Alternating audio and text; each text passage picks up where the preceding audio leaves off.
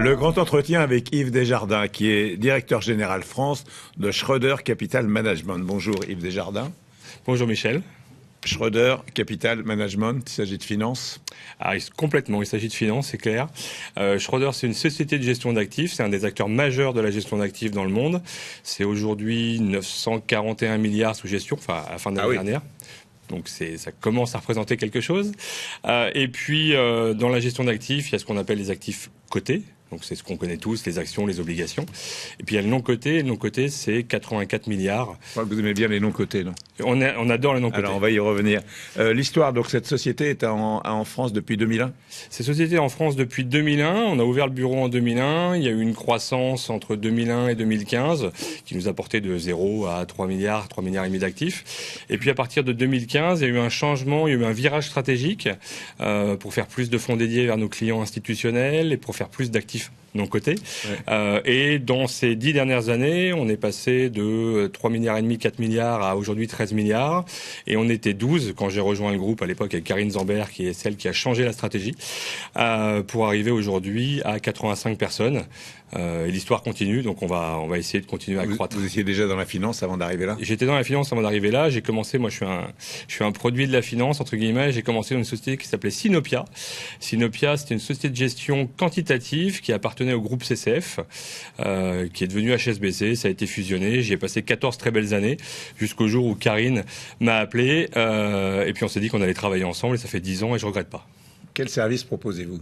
Et à qui vous adressez-vous? Alors, on propose des services d'investissement, évidemment, des fonds collectifs ou des fonds dédiés. C'est essentiellement vers une clientèle, historiquement en France, vers une clientèle institutionnelle. Donc, quand je dis institutionnelle, c'est des caisses de retraite, des assureurs, des gros family office. Ça, c'était l'histoire. On l'a bien écrite. On va continuer à l'écrire. On va pas les oublier. C'est 80% à peu près de nos clients aujourd'hui. Et puis, vers les clients privés, ça, c'était presque indirect. C'était au travers des contrats d'assurance vie ou au travers des banques privées avec qui on travaillait. Et là, l'objectif pour nous, c'est complètement d'aller dans cette direction-là, de servir monsieur et madame tout le monde. Alors, pas forcément directement à chaque fois, on pourra en reparler, mais voilà, c'est l'objectif. Alors, que proposez-vous? Alors, ce qu'on propose pour cette clientèle-là, essentiellement, ça va être de la gestion non cotée, on le disait tout à l'heure. On parle souvent, vous l'avez peut-être entendu, de démocratisation. Donc, on parle de démocratiser tout un tas de choses, donc de rendre accessible au plus grand nombre et démocratiser la gestion d'actifs et la gestion non cotée. Ça va être avoir des véhicules d'investissement. Alors, quand je dis ça, ma belle-mère me demande si je travaille dans l'automobile. Non, des véhicules, c'est des supports d'investissement qui vont être accessibles au plus grand nombre, donc via des contrats d'assurance vie, via le direct en banque privée. Et ça, faut avouer que la réglementation en France, on se plaint souvent de la réglementation ou du cadre un petit peu contraint, ça a beaucoup évolué. Donc vos clients aujourd'hui sont de toute taille, de toute dimension financière ou... Oui. Il y a un plancher. Il y a un plancher. Alors, de toute taille, oui, parce qu'on travaille avec les plus gros assureurs français. Donc là, on parle en centaines de milliards d'actifs sous gestion. Et puis, on va aller jusqu'aux clients privés. Aujourd'hui, alors dans le fonds qu'on va lancer, il est même lancé aujourd'hui, techniquement, on va avoir un ticket d'entrée qui va être à 10 000 euros. Donc c'est pas monsieur et madame tout le monde ne peut pas se permettre de faire ça, mais on commence à descendre sur les... À quels enjeux répondez-vous? Je pense qu'on répond à l'enjeu principal qui est de donner du sens à ce que l'on fait et je vais dire de réconcilier, moi j'aime bien dire, le citoyen, le consommateur et le salarié. Et très concrètement, démocratiser les actifs privés, permettre d'investir en dette ou en equity, donc au capital de l'entreprise. Ça doit plus être vu comme un problème. C'est-à-dire que la finance, c'est pas mal. C'est pas le grand capital. Il y a des objectifs de placer, de préparer sa retraite, de préparer une vie future. C'est très bien.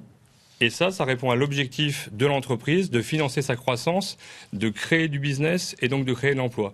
Et donc les deux sont pas antinomiques. Il faut juste connecter les tuyaux en fait. Qu'est-ce qui fait que j'irai chez vous?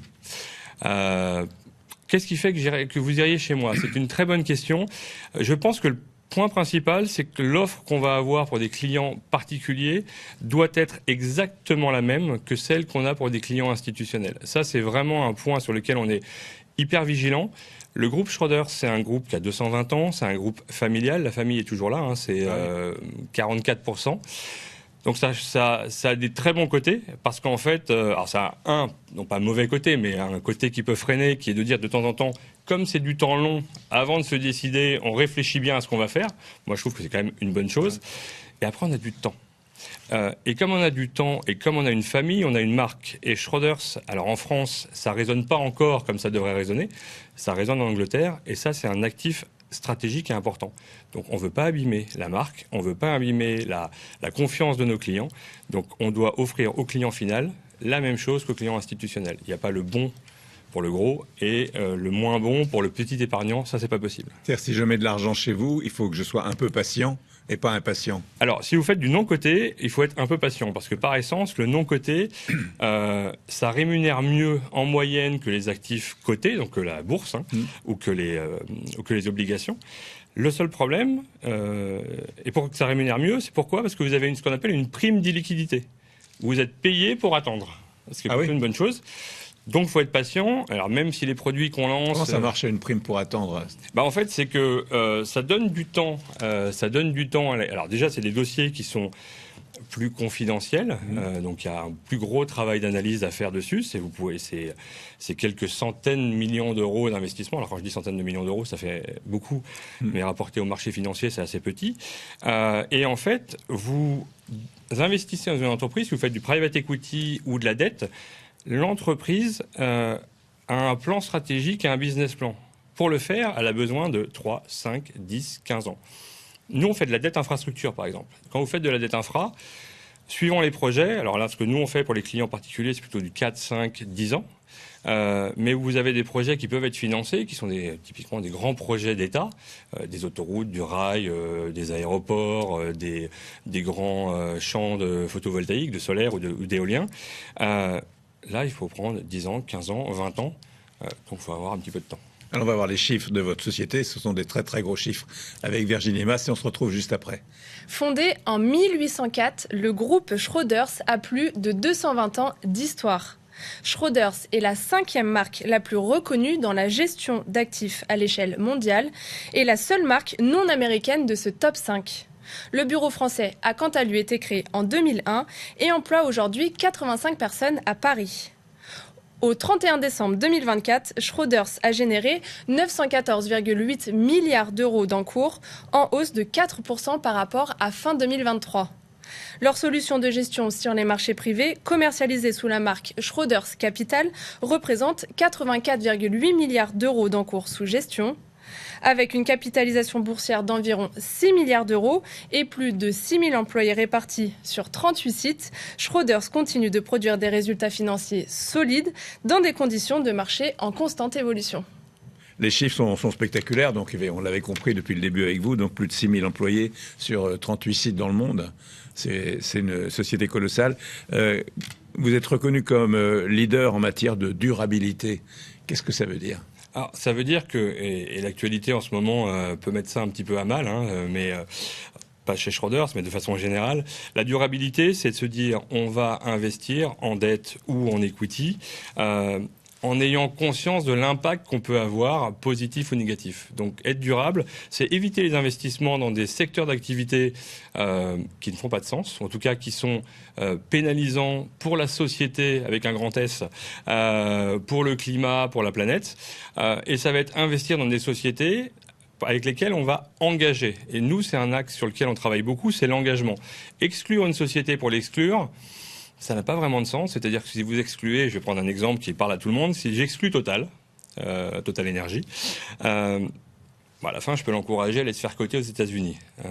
Et s'il va se faire coter aux États-Unis, si Total se fait coter aux États-Unis, le point, c'est que ces actionnaires, donc ceux qui vont diriger l'entreprise indirectement, ont une conscience environnementale, en tout cas en ce moment, qui est un peu moins forte que celle qu'elle n'est en Europe. Donc on préfère, nous, investir dans Total, discuter avec eux, c'est un exemple, mais discuter avec eux de quel plan stratégique ils ont, comment est-ce qu'ils vont financer la transition énergétique, quel budget, quel capex ils vont allouer aux énergies renouvelables, plutôt que de dire non, nous on arrête. Donc nous on engage avec les sociétés et on pense qu'on fait changer le monde.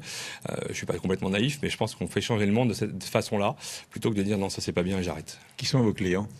Alors nos clients, c'est jusqu'à aujourd'hui, c'est les assureurs français. Enfin, si je parle de Schroders en France, c'est les assureurs français fait, c'est des caisses de retraite, c'est des fondations, c'est le secteur public, et puis quelques banquiers privés ou quelques family office, effectivement. Quels sont vos objectifs à court et moyen terme? Alors les objectifs à court et moyen terme, je vais en citer 2 ou 3 peut-être. Le premier, ça va être de transformer la gestion que nous avons dans des nouveaux supports qui sont ce qu'on appelle les ETF, donc faire de l'ETF actif. Donc quelque part mettre à disposition du grand public dans un format plus on va dire efficace. Sur l'ETF, il y a moins de frais bancaires, non? C'est ça. Alors sur l'ETF, il y a un peu moins de frais, il y a un peu plus de facilité à y accéder. Et puis, moi, je prends souvent je pense qu'il y a un changement d'usage de l'ETF et il y a un sujet générationnel. Quand vous faites de l'ETF, c'est comme quand vous êtes dans votre canapé à vous dire j'irais bien acheter ça demain en boutique. Maintenant vous prenez votre téléphone et puis vous allez sur un gros site américain. C'est bien ou c'est pas bien, mais vous le faites. L'ETF, c'est un petit peu ça. Vous voulez acheter, vous pouvez le faire tout de suite. Donc ça, c'est le premier objectif. Deuxième objectif, beaucoup plus important pour nous encore, c'est la démocratisation des actifs privés.